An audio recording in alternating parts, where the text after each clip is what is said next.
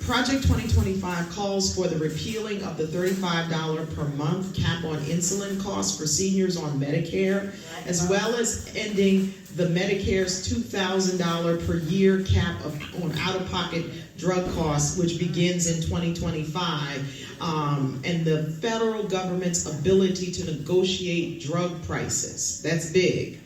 And of course, this is designed to increase profits for drug companies and big corporations. And this would not only have a direct impact on members of my family who are dependent on these prescriptions for basic survival, but many of the members of my congregation who are seniors and on fixed income and cannot afford exorbitant copays or deductibles. The Bible is replete with hundreds of examples of providing care for those who are in need. And the last time I checked, pharmaceutical companies and big corporations do not qualify as the least of these or those who are in need. So it truly is ungodly to take money from those who need it most in order to enrich those who already have more than they could ever spend. Education is another big concern. The document calls for dismantling the Department of Education and facilitating school choice and increasing parental control over schools. It would eliminate programs like Head Start. Head Start currently serves more than 833,000 children living in poverty. If you eliminate Head Start, that would drive up the cost of child care, and it would take away child care services when there are more demand than there is availability right now.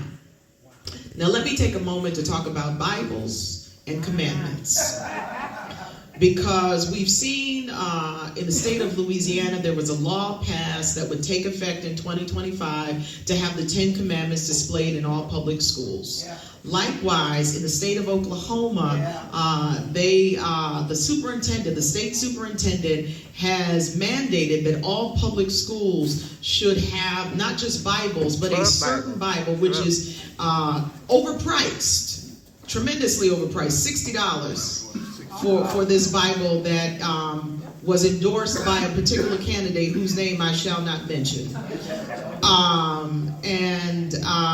They are saying that particular Bible, they've now since amended it and said, well, maybe not just that Bible, but their preference, and they're pushing that Bible to be in all public schools in the state of Oklahoma. That's the superintendent that did that. And let me just say this. As Christians, we are called to evangelize. That's right. But we are not called to force religion down the throats of other people. And so please, beloved, don't think that it's a good thing to have overpriced Bibles that provide kickbacks for ungodly people who clearly haven't even read the Bible. To have those in classrooms, that's not a good thing. And people who are pushing for this kind of thing are acting more like colonizers than Christians. I want to talk about student debt. Project 2025 would eliminate student loan forgiveness. And many of you know that under the current administration, 3.4 million Americans have had over 116 billion with a B dollars of student loans forgiven.